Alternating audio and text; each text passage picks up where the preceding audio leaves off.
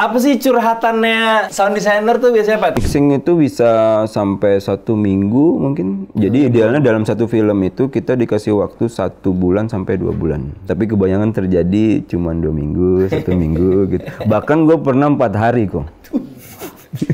Misalnya kita ngobrol di teras rumah, Ya. berarti ada elemen misalnya suara malam-malam, berarti elemen suara jangkrik, Misalnya. suara angin di pepohonan daun, gitu, Iya. Suara tukang bakso, kalau malam nggak tukang bakso ya tukang sekoteng, Iya, misalkan itu gitu. ada 8 tuh. Ada 8 ya. Ya kalau misalkan waktunya mepet, jadi 3 lah. Di korting, kompleknya sepi. Sound ngaruh ke kelas ekonomi. Rumah mewah tiba-tiba ada sol sepatu, Kayak gitu-gitu. juga.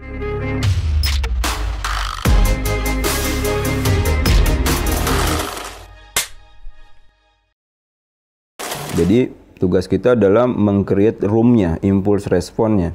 Misalkan ruangnya kita harus ngukur terjadinya di ruangan kecil ya. Gua harus bikin reverb di ruangan kecil seolah itu terjadi di ruangan kecil dengan hasil capturean bom gitu. Jadi Tipe dinding gitu-gitu berarti ngaruh juga di.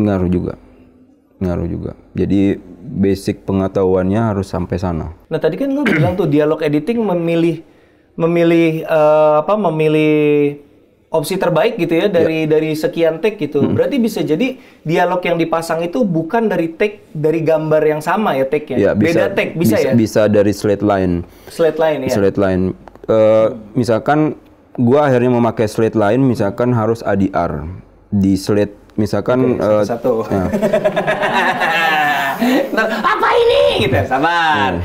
Ini slate nih, cetek-cetek teman-teman. Jadi kalau dialognya begini, gambarnya udah dipilih secara editing, tapi suaranya kurang jernih, diambil dari slate take sebelumnya atau take setelahnya yang suaranya lebih baik gitu ya.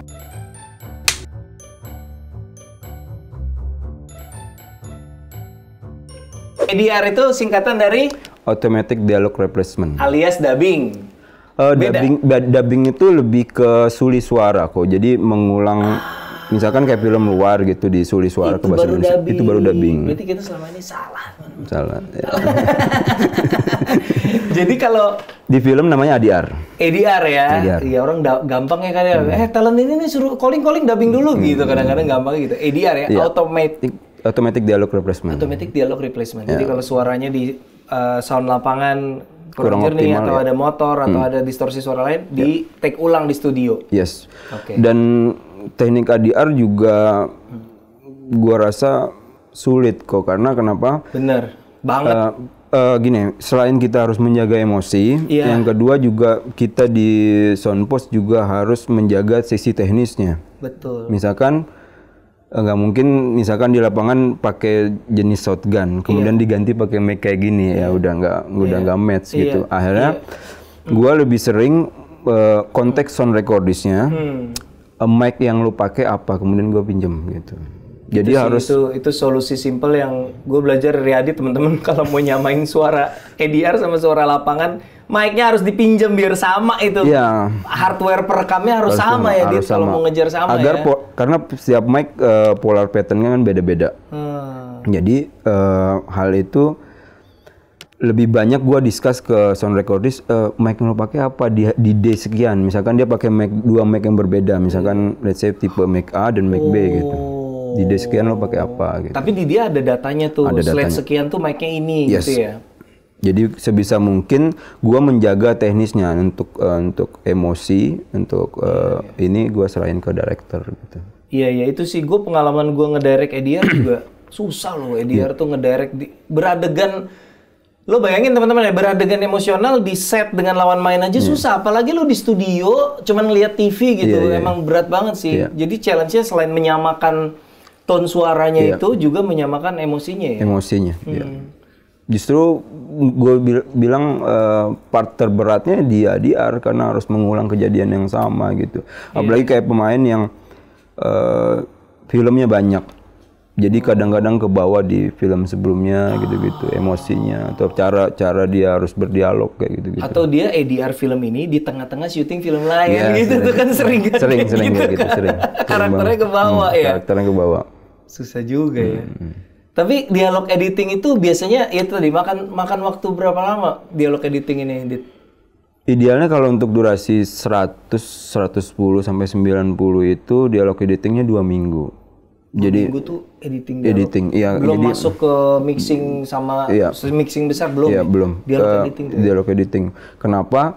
Karena sepemahaman gua adalah nggak ada sound mixing yang baik tanpa sound editing yang baik gitu. Oke. Jadi kalau mengolahnya udah nggak baik ya gua nggak bisa ngasilin hasil yang optimal gitu. Ibaratnya lu mau masak tapi bahan bakunya nggak oke Yes, gitu ya. gitu. Mau lu masak sejago apapun tetap aja nggak enak Iya, makanannya. kurang Ya. lebih gitu. Tadi udah dialog editing.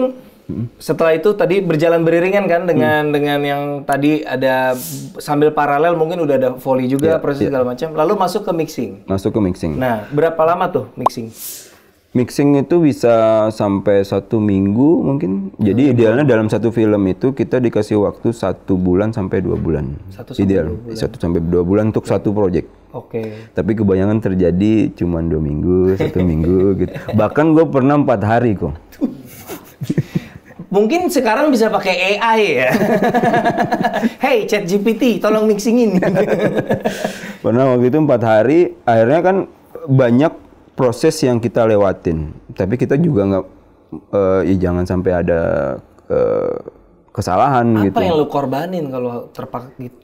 Gini, kalau ambience-nya kalau di film itu biasanya 8, kalau yang kerjanya mepet 4. Jadi diskon. Oke, 8 nih gue takut salah ngerti. 8 ini maksudnya 8 elemen. 8 track.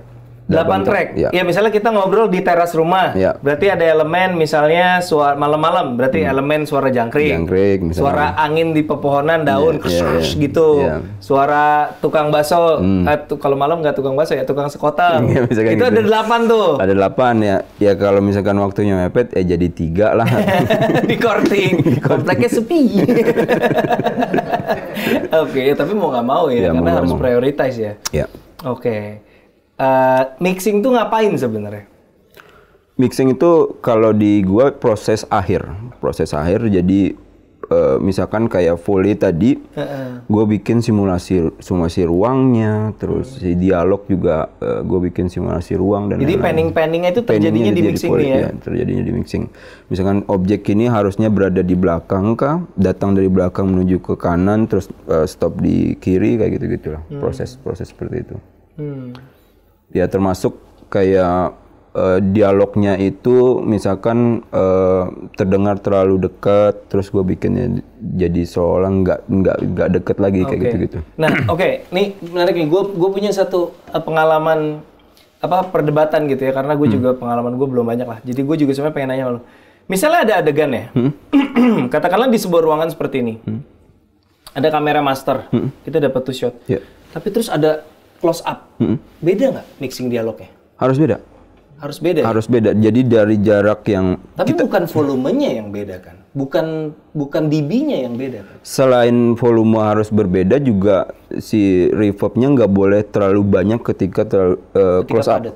Ketika padat. Jadi ambience ruangnya lebih kerasa. Ya, lebih kerasa. Tapi volumenya beda ya? Harus berbeda. Tapi jadi loncat-loncat dong kalau shotnya pindah. Volumenya kayak... Nah, itulah tugas kita membuat seolah-olah itu yang nggak... seamless. Iya, kayak gitu. Berarti tipis ya? Iya, perbedaannya tipis. Tapi ada perbedaan antara shot lebar sama shot padat gitu ya? Berarti itu bergerak sejalan dong? Semakin padat shotnya, harusnya perbedaan itu semakin kerasa gitu? Iya, kayak gitu. Bedanya kalau di film, teknisnya semuanya di automation. Maksudnya gimana tuh? Automation tuh kalau kayak track dialog tuh jalan terus, nggak boleh statis gitu. Jadi jalan terus gitu.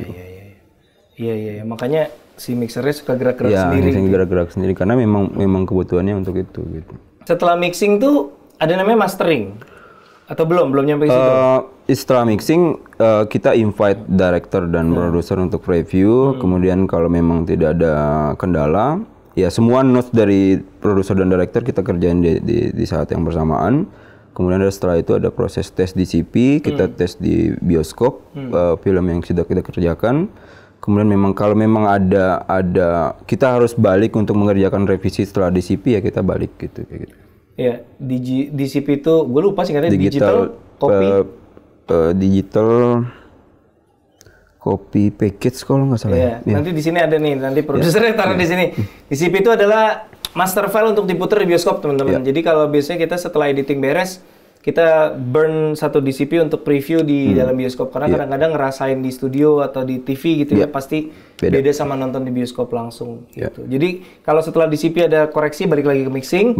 Kalau tidak ada koreksi, ya berarti film itu udah siap rilis gitu. Oke. Mastering tuh kalau di musik kan mixing mastering ya. Kalau di film beda ya istilahnya ya? Nah, ini sering-sering banyak salah pemahaman tentang mastering. Sebenarnya di film itu nggak ada mastering kok. Oh. Di film itu sound untuk pictures untuk ini tuh nggak ada mastering. Kenapa? Karena semua target level tuh kita kejar saat mixing. I see. Beda dengan musik. Misalkan musik kita ngasih headroom untuk di mastering lagi nanti. Kalau di film kita kejar saat mixing. Oh, jadi kalau di musik itu misalnya proses detailing yang misalnya suara simbalnya mau segimana itu di mastering tuh. Ya, jadi intinya adalah kalau di musik dia menyiapkan headroom untuk mastering, kalau di film kita ngejar itu saat mixing gitu. Headroom yang dimaksud nih ruang untuk koreksi gitu. Ruang untuk di-up lagi. Oh, ruang untuk di-up lagi kalau memang mau. Artinya belum peak. Iya, belum peak. Oh, I see. Kalau di film semuanya dikejar di saat mixing. Oh, jadi tidak ada proses mastering. Nggak ada proses mastering. Oke. Berarti kalau misalnya dibilang kita mixing sih nanti pas mastering kita ke Bangkok atau kemana, berarti bukan mastering ya, kayak mastering finalisasi mixing gitu jadi apa gimana? Ya, kalau mastering di film itu bisa dibilang kayak proses merit print. Jadi antara visual dan suara. Itu yang dimaksud di mastering kalau di film. I see. Iya. Lebih ke situ. Jadi agak beda pemahaman ya. Beda pemahaman. Oke. Sebelum lanjut, kita mau tantang Adit buat jawab pertanyaan dikit. Sih.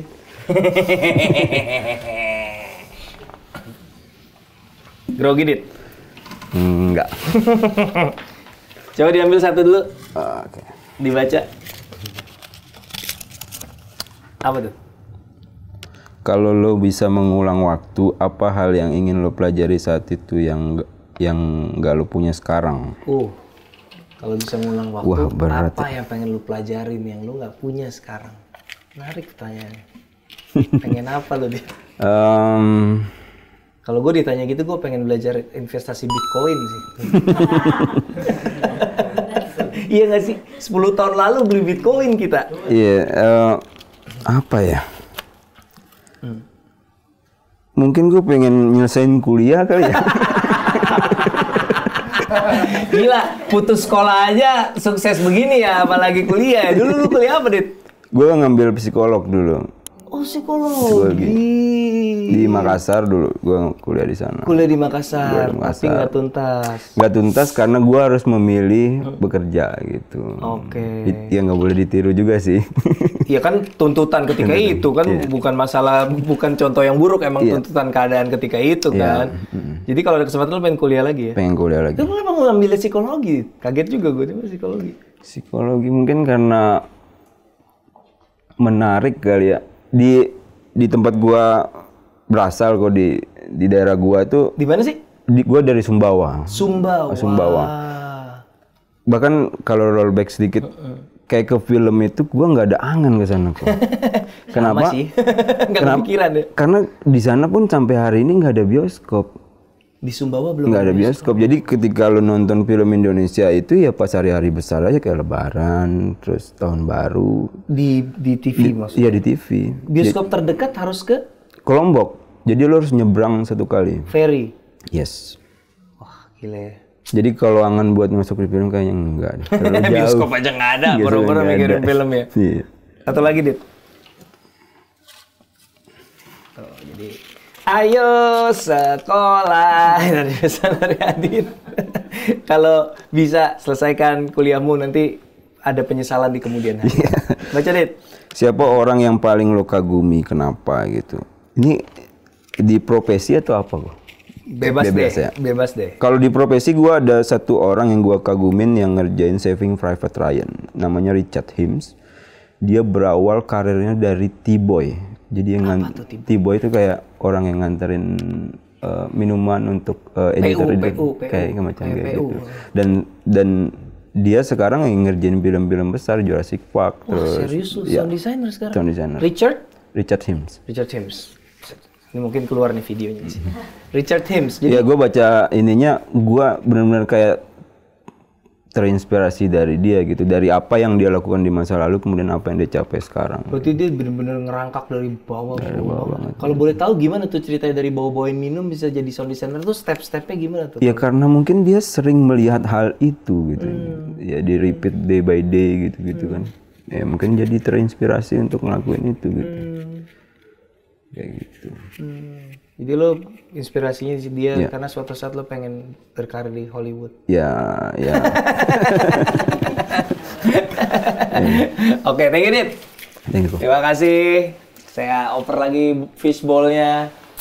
Apa sih curhatannya sound designer tuh biasanya apa? Tadi soal waktu. Biasanya kita tuh dikasihnya mepet gitu. Apalagi sih yang andai, kan kita nggak nyebut nama ya, andai sutradara atau produser yang kerja sama gue tuh bisa lebih bla bla bla gitu. Jadi maksud dari pertanyaan gue bukan ngegibah, tapi lebih kepada supaya kita bisa kolaborasi kita menghasilkan karya yang lebih optimal dari segi sound gitu. Mungkin ada hal yang selama ini lu belum sempat ngomong gitu. Apa kira-kira? Sekalian gue introspeksi. Iya. Concern paling besar di timeline kok. Timeline itu yang paling problematik itu ya. Itu. Kadang-kadang ya kayak tadi, idealnya kita ngerjain segini harus dipangkas banyak gitu. Oke. Jadi yang ya mau nggak mau ya sistem kerja kebut semalam jadinya gitu. Sebulan tuh udah mepet banget ya, Dit? Sebulan itu angka yang pas lah, ideal lah. Ideal. Ya artinya gini, mau dikurangin pun selalu bisa, tapi pasti yang dikorbanin makin dikurangin, dikorbanin semakin banyak. Makin banyak. Gitu ya. Iya, betul. Tapi lu berarti kalau kayak gitu, gimana cara lu? Nah ini nih, gimana cara lu memanage workload lu? Berarti kan kita kalau di industri kan salah satu problemnya kan nggak enak nolak ya? Iya. Gimana cara lu nolak produser ya? Aduh Pak, sorry nih Pak, saya lagi ada project lain gitu. Bisa lah, nanti tim you yang ngerjain, nanti you supervisi aja. Biasanya kan gitu tuh bujukan-bujukan produser kan. Gimana lu ngadepinnya? Tapi pada akhirnya kan gua harus terlibat juga kan. Betul. Nah itu gimana tuh? Yang gua jalanin saat ini itu, gua quantity nggak bisa equal quality kok.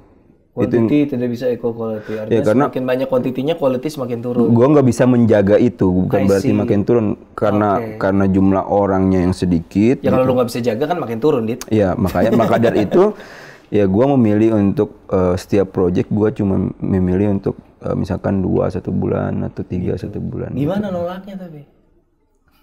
Ya penuh. Bilangnya gitu doang. Kayak ini ya, kayak orang mau nyewa warnet ya, maaf penuh. Gitu. Sesimpel itu, Dit? Sesimpel itu. Ya biar gua nggak mengecewakan si PH dan direkturnya juga gitu. Ya fair-fairan aja, kalau memang lagi full ya lagi full gitu ya. Full gitu. Atau misalkan dia pengen banget kita kerja bareng, gua memilih untuk bisa nggak kalau proses pengerjaannya digeser di bulan lain. Oke, lu nego timeline. Nego timeline gitu. Oke. Gitu. Ada nggak yang sampai ngambek, kalau lu gitu gue nggak mau, sombong Anda. Gitu. Sejauh ini sih enggak ya. Enggak ya. Tapi mungkin berarti lu punya cita-cita untuk memperbesar kapasitas produksi lo juga dong. Sekarang kan lu udah jalan dari 2018 tadi lu bilang ya? Iya, 2018. Berarti sekarang tahun ke 2023. Tahun kelima ya? Tahun kelima. 18, 19, 20, 21, 22, 23, tahun ke-6, Dit. Tahun ke-6 ya? Tahun ke-6. Ya. Berarti lu mau expand terus nih ya, sampai sebesar apa kira-kira bayangan lu? Kan ujung-ujungnya pasti lu juga kan? Iya. Maksudnya walaupun tim lu banyak, tapi kan harus di lu juga mengerucutnya gitu. Jadi sekarang gua udah bikin sistem kayak ada tim ya si PH udah gua infokan dari awal bahwa gua nggak terlibat di film lo. Ada project-project yang seperti itu, yang dari awal lo udah kasih disclaimer, ini yang ngerjain tim gua ya, bukan gua ya. Udah, kemudian kalau mereka oke ya kita bisa jalan gitu. Ya, menurut gua selama disclaimer dari awal transparan sih menurut gua nggak ada masalah juga ya. Itu biasanya project-project yang skalanya mungkin lebih kecil gitu ya, Dit? tingkat kesulitannya nggak terlalu berat gitu. Apa tuh misalnya yang menurut lu relatif tingkat kesulitannya tidak terlalu berat misalnya? Mungkin kayak series kali kok sekarang. Series, OTT gitu. Karena akan didengerinnya di medianya 2.1 juga stereo gitu ya. medianya. Tapi tetap di mixing 5.1, 7.1 nggak sih kalau kayak gitu-gitu? Yes, tetap di mixing di 7.1, kemudian nanti di down mix ke stereo gitu. Buat apa? Kan nggak akan diputar di bioskop juga. Kalau series sekarang kadang-kadang mereka ada press screeningnya di episode-episode awal. Bener sih. Jadi Ya, berarti yang di mixing episode awal doang aja? Nggak? Tetap semuanya? tetap semua sih. Karena sistemnya kita udah terbiasa melakukan itu. Anggap itu standar kualitasnya memang harus mixingannya kayak sound bioskop gitu ya? Ya. Oke. Dan berarti kenapa tadi lu bisa bilang kalau series relatif lebih ringan daripada bioskop? Sebenarnya detailnya sih nggak terlalu ini ya, nggak segila film gitu. Kalau film itu ada banyak hal. Ketika lu bikin ambience saja kok, background gitu. Yang lu lihat adalah rumah itu seperti apa, kemudian sekitarnya tuh seperti apa, kemudian lu juga kadang harus mempelajari mereka menceritakan tentang ekonominya tuh menengah ke atas atau menengah ke bawah si rumah ini. Dari situ lo bisa bikin misalkan kayak suasana rumahnya tuh sering dilewati apa dan apa yang nggak boleh dilewati gitu. Nah itu kalau informasi itu lo nggak lo digambar lo nggak merasa cukup, lo nanya ke siapa? Sutradara atau sound recordist? Sutradara. Nanya ke sutradara. Oke. Lo pengen menggambarkan rumah ini seperti apa gitu, sama kayak kemarin di Induk Gajah filmnya Aco Muhadli. Iya. Ya, series yang di Prime ya? Prime ya. Gue juga banyak diskus sama Aco. Karena itu series, gue memilih untuk kita preview di episode awal. Episode 1, 2, 3, kemudian gue udah menghafal apa yang Aco pengen deliver. Ya ke belakang sih udah. Tapi iya sih, sound ngaruh ke kelas ekonomi ya. Iya, maksudnya rumah mewah tiba-tiba ada sol sepatu. kayak gitu. Iya. Nggak enak juga. Masih ada nggak sih tukang kayak gitu? Masih ada ya? ya membaca geografis itu. Jarang denger perasaan belakangan, kirain udah beralih, udah ganti sound effect sekarang. Ada hal kayak gitu, detail-detail seperti itu yang ketika mungkin semakin besar skala proyeknya, detailnya akan semakin ini ya, treatmentnya segala macam ya. Sama kayak film kita di Jatuh Cinta seperti di film-film yang sekarang lagi kita kerjain ini. Kita kerjain. Yang dia kan pengen jangan sampai semuanya kayak pagi selalu burung gitu kan. Kita jadi mikir, oh kalau nggak burung diganti apa toke, ya? Jangan sampai pagi selalu burung, diganti macan. Temanya tetap fauna. Nah itu gimana tuh kalau ada sutradara yang burung udah biasa, ganti apa? Misalkan tetap berangkat dari shot itu terjadi kapan. Gue bikin ambience pagi, misalkan kalau terjadinya pagi, kemudian di sekitarnya itu ada apa, ya berarti ada satu hal yang kita hindari, nggak boleh ada burungnya kayak gitu. Nggak boleh ada burungnya. Nggak, FYI Yandi nggak punya fobia sama burung ya teman-teman. Cuman dia ngerasa kayak udah terlalu sering aja. Setiap kali suasana pagi tuh di film harus banget kayaknya ada suara burung gitu. Dia cuma pengen nge-break yang terlalu sering dilakukan aja sebenarnya. Oke, ini film yang cukup unik ya karena hitam putih pastinya. Tapi kalau terkait hitam putih, treatment sound sih enggak lah ya. Terkait hitam putihnya maksud gua nggak ngaruh lah ya. Pentingnya ngebaca skrip itu agar lo tahu itu kapan terjadinya, misalkan pagi, siang atau malam gitu. Lebih ke situnya. Iya, karena kalau hitam putih lo nggak punya gambaran ini terjadi kapan gitu kan. Iya. Keterangan waktunya lo harus benar-benar cek di skrip dan harus pastiin banget. Karena di gambar nggak gitu ketahuan. Nggak gitu ketahuan. Bener juga. Tantangan lagi, belajar lagi ya. Iya. Oke. Apa yang lo rasa masih perlu lo pelajarin lagi dari profesi lo sekarang? Yang kayaknya mungkin gue tuh perlu ini deh apa itu? Mungkin kayak dulu kali ya, kesempatan untuk film-film kita di final touch di luar lagi gitu. Jadi waktu itu gue pernah terlibat di film Rudy Habibie, terus Surga yang Dirindukan yang kedua. Kebetulan film itu di final mix di US waktu itu. Season balik ke sini ke Jakarta, kemudian gue harus ngebuka apa sih yang mereka lakukan, apa sih perbedaan pekerjaan kita dan mereka. Kenapa harus di sana? Kenapa harus di sana gitu. Jawabannya apa? Secara teknis kayak pengolahan dialog tuh kurang lebih sama. kurang lebih sama. Tapi yang gue belajar banyak adalah tentang perspektif ruang lagi-lagi kok. Misalkan di dalam satu shot, misalkan dari dalam mobil dan di luar mobil, itu benar-benar harus berbeda. Jadi it's not about teknologi ya, bukan masalah teknologi ya, tentang rasa, masalah rasa, sensibilitas, ketajaman rasanya, detailnya, jatuh-jatuhnya ujung-ujungnya seberapa detail lo bisa membedakan treatment antara satu adegan dan satu shot dan shot yang lain. Iya, betul, kayak gitu. Jadi banyak belajar dari situ waktu itu. Ya kebetulan kita merasa beruntung juga kalau ketika film di final sama di Hollywood misalkan orang sound mixer yang kita tahu kredibilitasnya baik gitu. Ya akhirnya kita belajar lagi-lagi learn by doing gitu, mengecek session yang sudah dikerjakan sama dia gitu. Tapi tetap whole prosesnya di sini gitu, kayak premix sistem proses premix di Jakarta gitu. Premix itu apa? Premix itu sebelum menuju final mix. Artinya udah mau jadi tapi belum jadi banget gitu? Tinggal proses finishing akhir kayak final touch-nya aja gitu. Oke. Draftnya udah lumayan matang tapi belum final gitu. Belum final gitu. Oke. Adit, thank you banget ya, Adit. Ya, banyak sekali yang saya pelajari hari ini. Teman-teman di sini juga banyak belajar ya. Kita belajar bersama, menarik sekali. Teman-teman juga semoga yang nonton mendapatkan sesuatu dari Adit tentang sound designing, dan pelajarannya adalah buat teman-teman produser dan sutradara, ingat, curhatan sound designer coba kasih waktu yang proper, jangan dikasih ujung-ujung sisa waktu post doang. Post manager coba dinego lagi timelinenya supaya bisa mendapatkan waktu yang proper buat sound designer bekerja ya, supaya bisa ngasih detail-detail yang menarik. Thank you banget teman-teman yang udah nyimak In Frame, sebuah bincang-bincang bersama para pelaku sinema. Kalau lu suka sama video ini, jangan lupa di komen atau di like supaya membantu video ini sampai ke teman-teman yang lain. Terima kasih banyak, sampai ketemu di episode berikutnya. Dadah!